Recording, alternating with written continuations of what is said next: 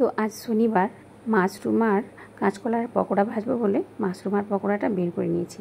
মাশরুমগুলো কেটে জলে ধুয়ে নিয়েছি আর কাঁচকলাগুলো ছাল ছাড়িয়ে ভালো করে পাতলা করে কেটে ধুয়ে নিয়েছি। মাশরুমে আমি কোনো মশলা দিইনি। কেটে রাখা কাঁচকলাতে পরিমাণ মতো লবণ, হলুদ আর লঙ্কা গুঁড়ো দিয়ে ভালো করে মাখিয়ে নিয়েছি। আর পকোড়া ভাজার জন্য একটা ব্যাটার বানিয়ে নিয়েছি। ওই ব্যাটারে দিয়েছি 2 ভাগ বেসন, 1 ভাগ চালের গুঁড়ো, পরিমাণ মতো লবণ, হলুদ আর যে যেমন ঝাল খায় সেরকম লঙ্কা গুঁড়ো। তো এসব দিয়ে ভালো করে ব্যাটার তৈরি করে ওর মধ্যে মাশরুম আর কেটে রাখা কাঁচকলাগুলো ডুবিয়ে ভালো করে ভেজে নিলাম।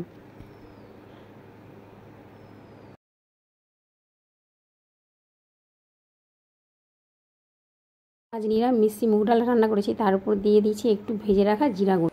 সব পকোড়াগুলো ভাজা হয়ে গিয়েছে। এবার আলু সেদ্ধ, পাকানো জিরা আর লঙ্কা দিয়ে পরিমাণ মতো লবণ দিয়ে ভালো করে মেখে নেব, একবারে লাল লাল আর ঝাল ঝাল। কারণ নিরামিষিতে এরকম আলু মাখা হলে বেশ ভাতটা খেতে ভালোই লাগে। এবার দেখে নেব কি কি রান্না হয়েছে। আলু সেদ্ধ, পকোড়া ভাজা, ডাল আর কুঁদরি পোস্ত। घर जला है मेरा, क्या बिगड़ा तेरा, तुझे तो नया यार मिल गया। हो मुबारक तुझे जला कर मुझे, तुझे तो तेरा प्यार मिल गया।